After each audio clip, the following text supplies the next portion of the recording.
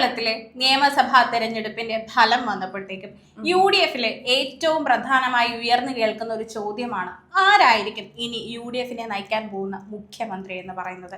കേരളത്തിന്റെ പ്രതിപക്ഷ നേതാവായിട്ടുള്ള VD സതീശന് ഒന്നാമത്തെ പേരുണ്ട്, രണ്ടാമതായി രമേശ് ചെന്നിത്തല പറയുന്നുണ്ട്, KC വേണുഗോപാലുണ്ട്.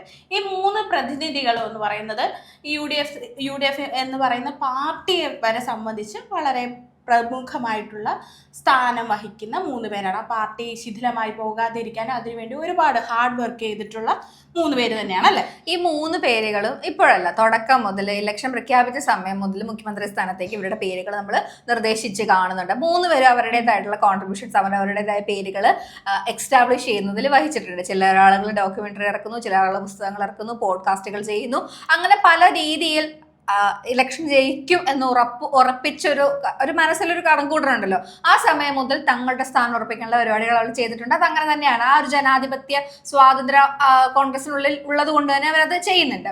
അപ്പൊ അതിനകത്ത് ഈ പറഞ്ഞ പോലെ തന്നെ മൂന്ന് പേരാണ് ഏറ്റവും കൂടുതൽ മുഖ്യമന്ത്രി സ്ഥാനത്തേക്ക് അർഹതയുള്ളവരും അതിലേക്ക് പരിഗണിക്കപ്പെടുന്നവരും. ഇപ്പൊ ഈ അർഹതയുള്ളവരിൽ നിന്ന് ഒരാളെ സെലക്ട് ചെയ്യുക എന്ന് തന്നെയാണ് ഏറ്റവും വലിയ ടാസ്ക് ആയിട്ട് നമുക്ക് ഇതിനകത്ത് വരിക. അതിനകത്ത് ഒന്നാമത്തെ ഒരാളെ എടുക്കുകയാണെങ്കിൽ അത് VD സതീശനാണ്. VD സതീശനെ സംബന്ധിച്ചിടത്തോളം അദ്ദേഹം ഒരു എന്താ പറയുക, ഒരു ചെറുപ്പക്കാരനാണ് കമ്പാരിറ്റീവ്ലി.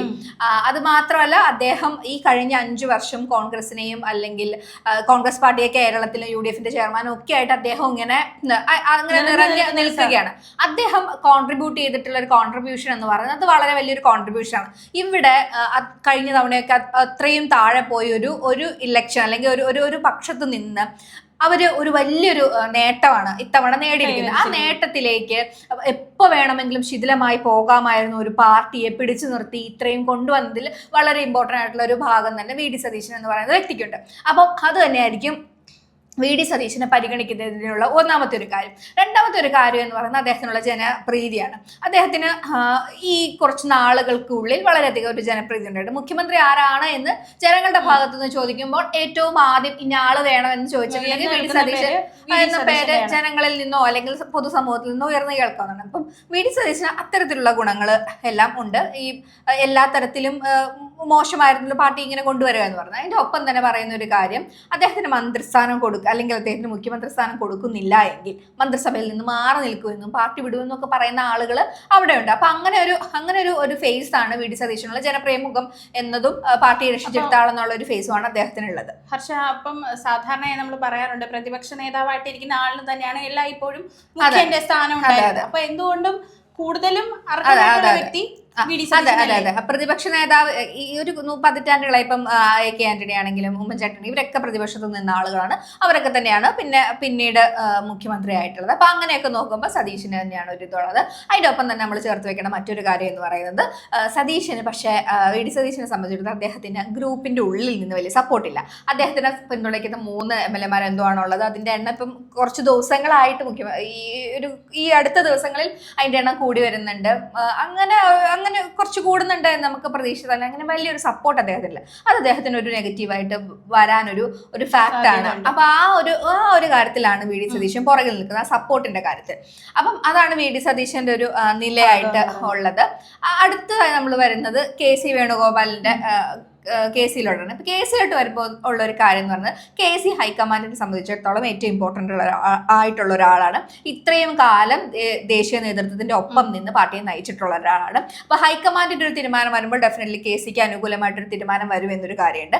അതേപോലെ തന്നെ അദ്ദേഹം ഈ ഒരു കാലയളവിൽ ചെയ്തിട്ടുള്ള കുറച്ച് കാര്യങ്ങളുണ്ട്. അതായത് ഈ ഇലക്ഷൻ പ്രഖ്യാപിച്ച സമയം മുതൽ ഇവിടെ നിന്ന് വളരെ കാര്യമായിട്ട് അദ്ദേഹം പ്രവർത്തിച്ചിട്ടുണ്ട്. അതിന്റെ ഒപ്പം തന്നെ നമുക്ക് കാണാൻ വരുന്ന വേറൊരു കാര്യം എന്ന് പറയുന്നത് ഇവിടെ സ്ഥാനാർത്ഥികളെ നിർണ്ണയിക്കുന്ന കാര്യത്തിൽ അദ്ദേഹം ഒരു ക്രൂഷ്യലായിട്ട് പോയിന്റ് എടുത്തിട്ടുണ്ട്. കാരണം ആരെ എവിടെ നിർത്തിയാൽ ജയിക്കുക എന്നൊക്കെയുള്ള ഡിസിഷൻസ് ഒക്കെ അദ്ദേഹത്തിന്റെ ഭാഗത്തുണ്ട്. ഒരുപാട് ആളുകൾ പാർട്ടി വിട്ടു പോകുന്ന, സീറ്റ് കിട്ടാത്തതുകൊണ്ട് പാർട്ടി വിട്ടു പോകുന്ന സാഹചര്യം വന്നപ്പോൾ പാർട്ടിയിലേക്ക് അവരെ കൂട്ടി നിർത്താനുള്ള എല്ലാ എഫേർട്ടും അദ്ദേഹം എടുത്തതും അദ്ദേഹമാണ്.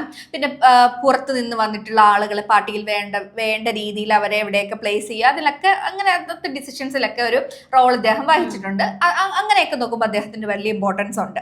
പക്ഷേ അദ്ദേഹത്തിന് ഉണ്ടാകാൻ പോകുന്ന ഏറ്റവും വലിയൊരു നെഗറ്റിവിറ്റി എന്ന് പറയുന്നത്, നെഗറ്റീവായിട്ട് കണക്കാക്കുന്ന ഒരു കാര്യം എന്ന് പറയുന്നത് അദ്ദേഹം MLA അല്ല എന്നൊരു കാര്യമാണ്. അപ്പം MLA അല്ലാത്തവർ മുഖ്യമന്ത്രിമാരായ ചരിത്രം നമുക്കുണ്ട്.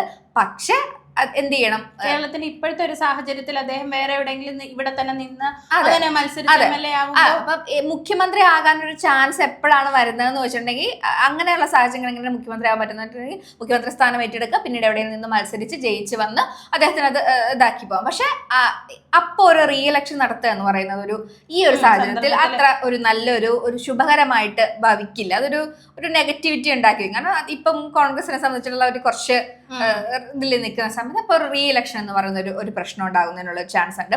അദ്ദേഹത്തിനാണ് ഏറ്റവും കൂടുതൽ MLA-മാരുടെ ഒരു സപ്പോർട്ട് ഉള്ളത്. അദ്ദേഹത്തിന് ഏകദേശം 63 കോൺഗ്രസിന്റെ MLA-മാരിൽ 52 അടുത്തോളം ആളുകൾ അദ്ദേഹത്തിന് സപ്പോർട്ട് ചെയ്യുന്നവരാണ്. അദ്ദേഹവും കുറെ ആളുകളും തമ്മിലുള്ള ഇപ്പൊ മാത്യു കുഴൽനാടനൊക്കെ തമ്മിലുള്ള ബന്ധം വളരെ സ്ട്രോങ് ആണ്. അപ്പൊ ഇത്തരത്തിലുള്ള അങ്ങനെ ഒരു ടീമുണ്ട്, ഇത്രയും ആളുകളുടെ സപ്പോർട്ട്. അപ്പൊ KCക്കാണ് ഏറ്റവും കൂടുതൽ സപ്പോർട്ട് ഉള്ളത്. അപ്പൊ അങ്ങനെ ഒരു സാഹചര്യമുണ്ട്. പക്ഷെ ഈ പറയുന്ന പോലെ ഒരു കെട്ടി ഇറക്കിയ ഒരു സ്ഥാനാർത്ഥിയാണോ KC എന്നുള്ളൊരു സാധനം വരും. കാരണം ഇത്രയും നാൾ ഇവിടെ ഇല്ല, പെട്ടെന്ന് ഇലക്ഷൻ വന്നു, ജയിച്ചു, ആ സമയത്തിന് വന്നു. ഇപ്പൊ ഒരു കെട്ടിയിറക്കിയ സ്ഥാനാർത്ഥി എന്ന പേരാണ്, ലേബലാണ് KC നേരിടാൻ പോകുന്ന ഏറ്റവും വലിയ വെല്ലുവിളി, അല്ലെങ്കിൽ നേരിടുന്ന ഏറ്റവും വലിയ വെല്ലുവിളി.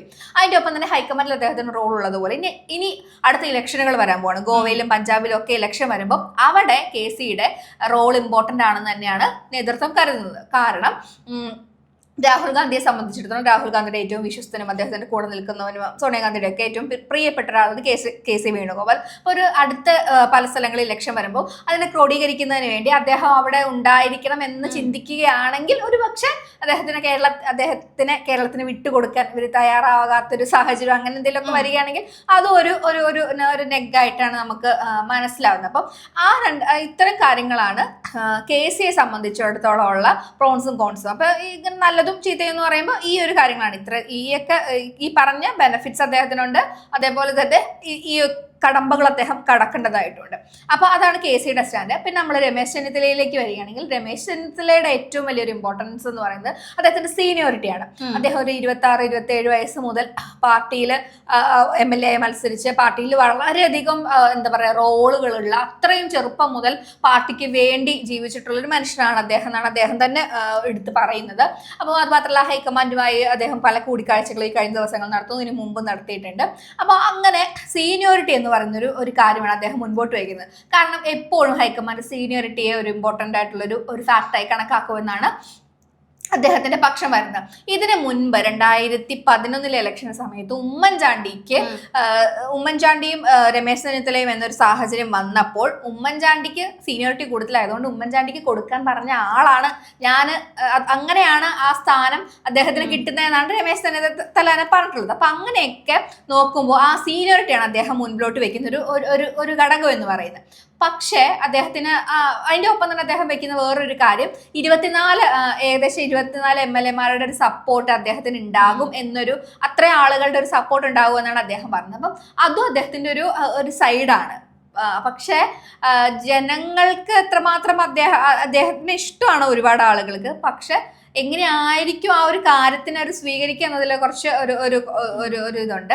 പക്ഷെ നമുക്ക് മൊത്തത്തിൽ നോക്കുകയാണെങ്കിൽ ഒരു പക്ഷെ KCക്ക് ഈ ഒരു സ്ഥാനം കിട്ടാതെ വരികയാണെങ്കിൽ, KCക്ക് ഇങ്ങനത്തെ ഒരു ഇതിട്ടില്ലെങ്കിൽ KC മുന്നോട്ട് വെക്കാൻ പോകുന്ന അടുത്ത ലീഡർ മിക്കവാറും രമേശ് ചെന്നിത്തലയായിരിക്കും. അപ്പൊ അവർ തമ്മിലൊരു പാക്റ്റോ കാര്യങ്ങളോ ഉണ്ടാകും എന്നൊരു കാര്യം നമുക്ക് അവിടെ ഇങ്ങനെ വെക്കാം. അപ്പൊ ഒരു മൊത്തത്തിൽ നോക്കുമ്പോൾ ഇതൊക്കെയാണ് ഒരു സാഹചര്യം.